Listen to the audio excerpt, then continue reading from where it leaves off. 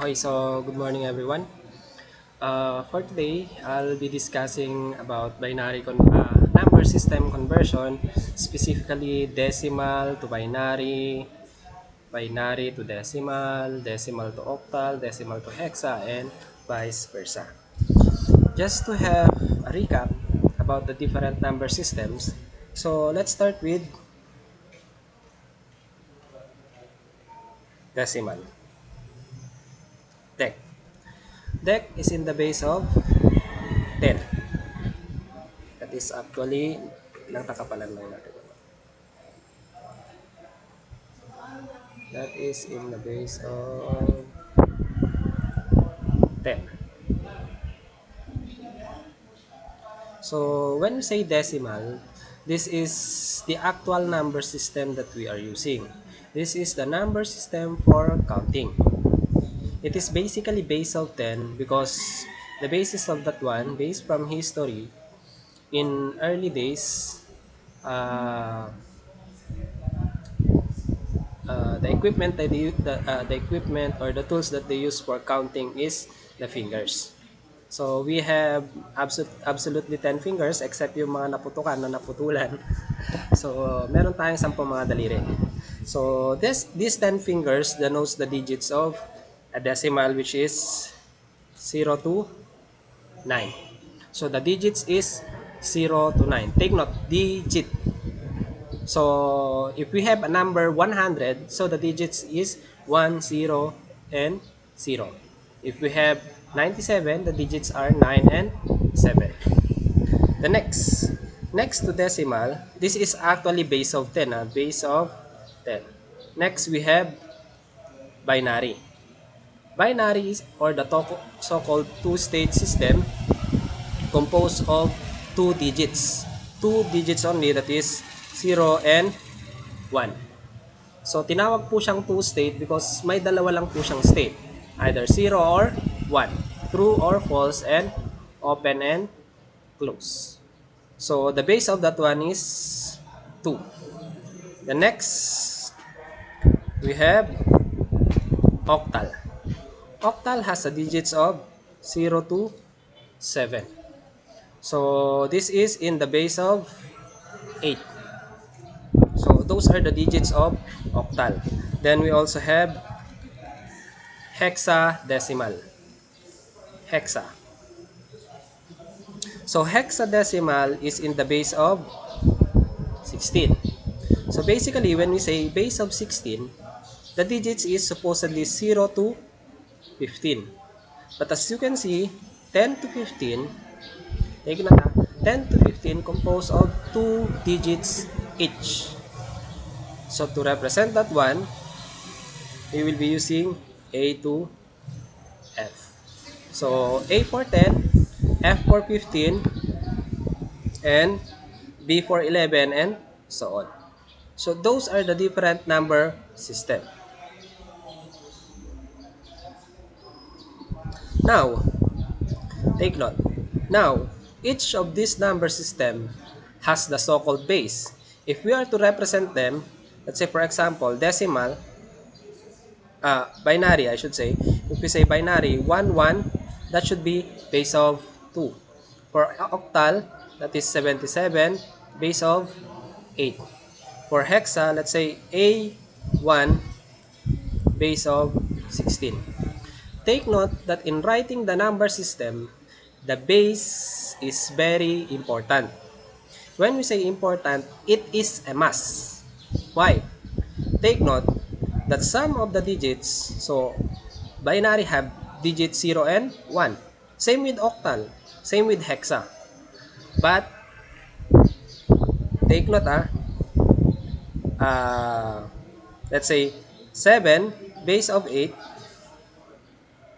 is not equal to 7 base of 16. So you need to put the base. So the only number system that doesn't require the base is the decimal system or the number system we are using.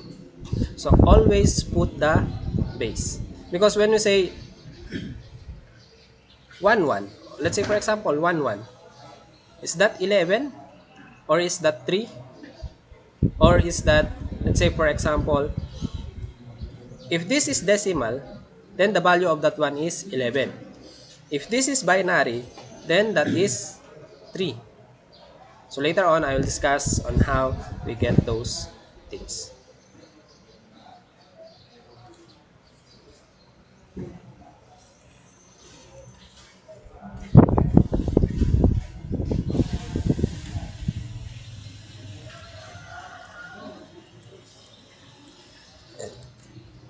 Okay, so let's start. Instead of the traditional way of conversion, I will teach you the shortcut of conversion.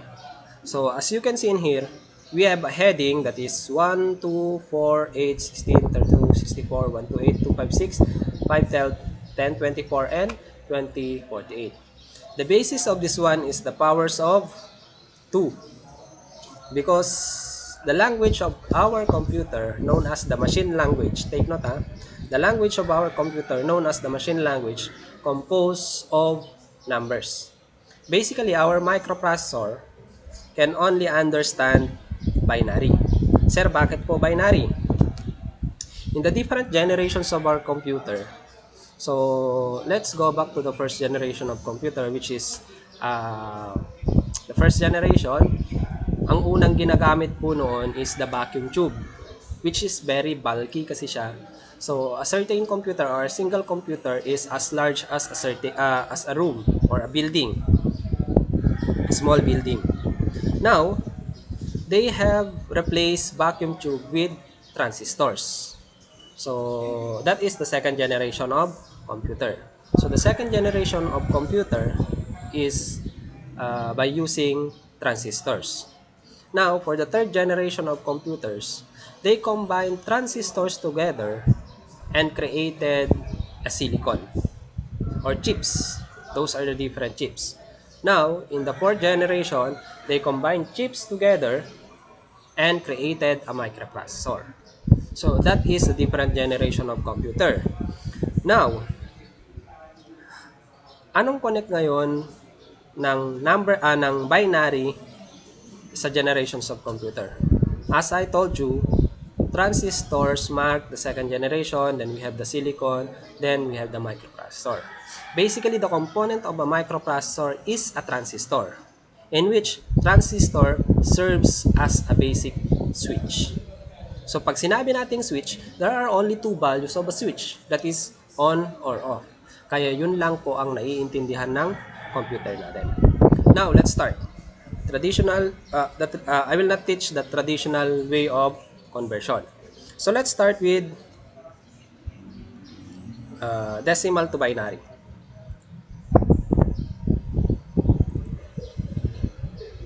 So decimal to binary.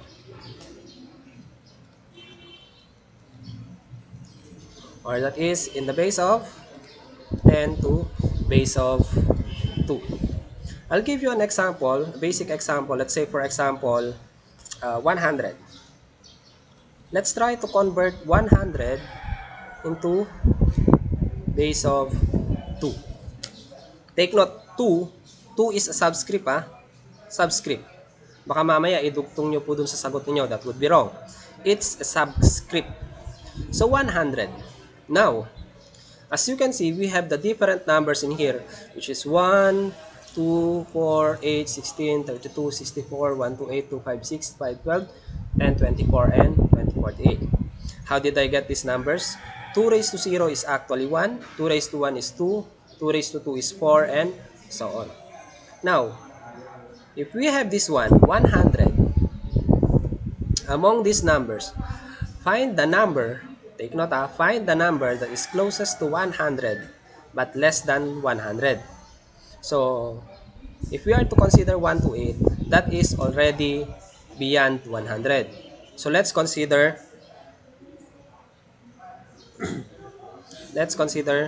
64. So, automatically, that number would be equivalent to 1. Now, so we need to subtract 100 minus 64. That is actually 36. Now, find a number closest to 36. Find a number closest to 36 in the numbers in here. Ito, this one, the numbers in here. Now, 36 is greater than that of 32. So, automatically, we put a value of 1 in here. Now, 36 minus 32, that would be 4.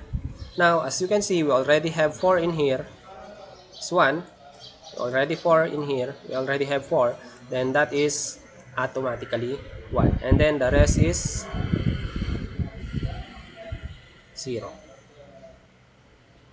So that is the value of 100 is equal to 1100100 base of 2. And that's it. Now, another example.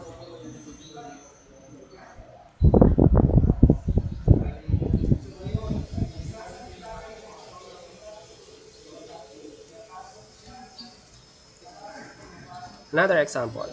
So we already have 100. Now, let's give a higher value. Let's say, for example, 407.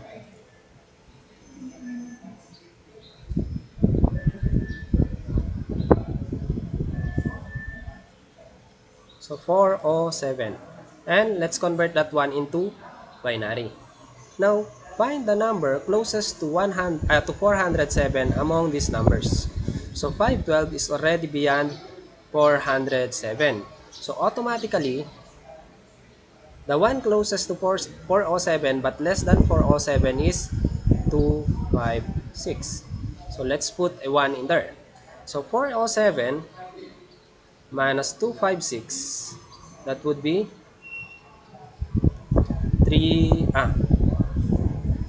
151. Am I correct? 151. So 7 minus 6 is 1. 0 minus 5, that would be 10 minus 5, that would be 5. And remove 1 in here, will become 3. 3 minus 2, that is 151. So among these numbers, so 1 to 8 is less than 151. So automatically, 1 po yan. Then we'll deduct 1 to 8 in here. So 1 to 8, so 1 minus 8, that is 11 minus 8, that is actually 3. Then 4 minus 2, that would be 2, then 0. So you still have 23 remaining. So 64 is beyond 23, so that is automatically 0.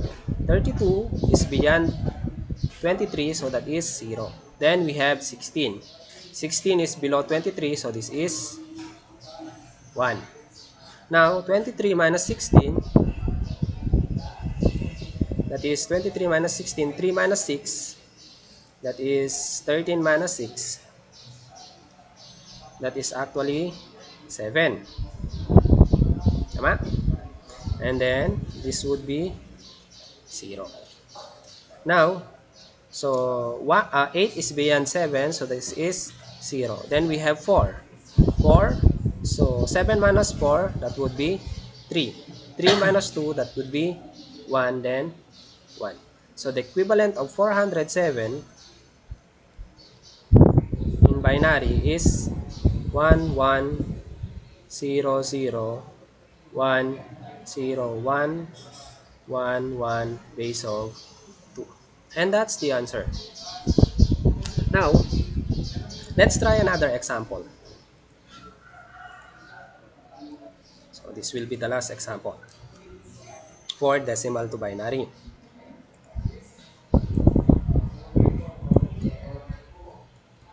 So, more higher number, let's say for example, 1,376. So 1,376 is equivalent to what decimal value? So now, among these numbers, this one, the numbers in here, the powers of 2, which among this one is closest to 1376 but less than 1376? So that is actually 10, 24. So this would be automatically 0. So 1376 minus 1024, that would be actually 2, 5, or 352. Tama? 6 minus 4 is 2, 7 minus 2 is 5, and 3 minus 0 is 3. So we still have 352. But as you can see, 512 is beyond 352, so that is 0. Then we have 256. 256 is lesser than that of 352. So this is actually 1. Then we need to subtract 2, 5, 6. So 2 minus 6, that is 6. Or 12 minus 6 is 6. Then 14 minus 5, that is 96. We still have 96 remaining. So 128 is more than that of 96. Then we have 64. So this is automatically 1. So we need to subtract 64. So 4 minus 6, that is 2. Then we have 32. And 32 is equivalent to 32. So that is automatically 1. Then the rest is 0. So basically, 1376 is equivalent to 1, 0, 1, 0, 1, 1, then 5 zeros. 1, 2, 3, 4, 5, base of 2. Don't forget the base. And that's it. That's how you convert decimal to binary. The next one is, how do you convert binary to decimal? So we already know on how to convert decimal to binary. But the question is, how do we convert binary to decimal? So it's just simple. Again, we will be using these numbers. We will be using these numbers. This one. Okay. Imagine if we have a number or binary number, let's say 11001. That is base of 2. We convert that one into decimal. Now, starting from the right side of the number, write that one in column with the powers of 2. So we have 1, 0, 0, 1, 1. Now, this is the binary value. The next thing that you should do is to add all the numbers. Take note in the powers of 2, add all the numbers in the powers of 2, which is in the column of 1. So 16 has 1, 8 has 1, and then 1 has 1. That is basically 32. Ah, sorry. That is basically 16 plus 8 plus 1. So that is actually 25. So the value of this one is 25. So the equivalent of that one is 11001 base of 2 is equal to 25. So I didn't put a base in 25 because the base in decimal is optional.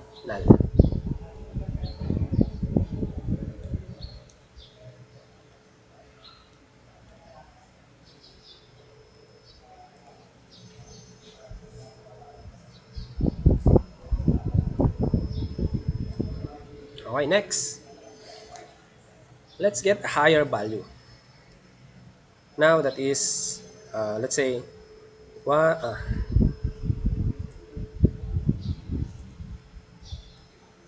let's say 1111001 base of 2. Again, place those number under the columns of powers of 2. So which is 1, 1, 0, 0, then 1, 1, 1, 1. So those are the numbers. Now, among the columns of powers of 2, find the number which has 1. So we have 128. Then we also have 64. Then we also have 32. Then 16. And then 2. And then 1. So if you add all those ones, so 8 plus 4 plus 2 plus 6 plus 2 plus 1, that is 23. Tama ba? So that is 23. So 8 plus 4 is 12, plus 2, 14, plus 6, 20, plus 2, 22, plus 1, that is 23. So that is 3, carry 2. So 2 plus 2 plus 6, plus 3 plus 1, that is 14. So that is 4, carry 1. Then 1 plus 1, that is 2. So the equivalent of this one is 243. Okay, so last example for decimal to binary to decimal.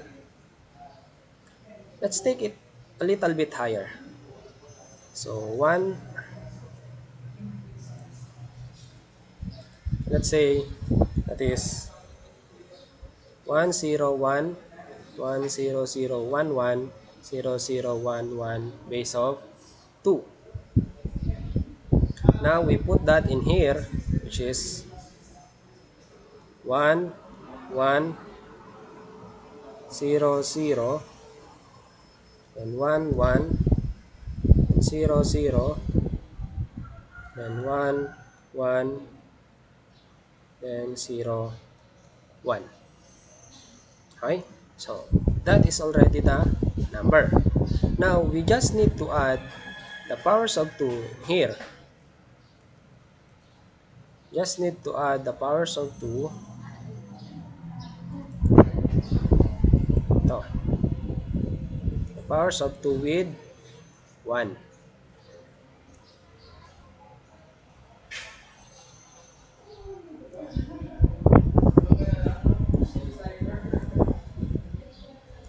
Okay, so that is okay. So let's start with 2048 plus 512 plus 256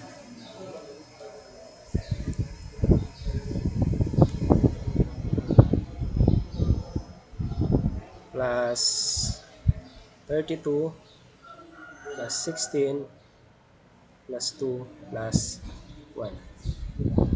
So 8 plus 2 is 10, plus 6, 16, plus 2, 18, plus 6, 24, plus 2, 26, and that is 27.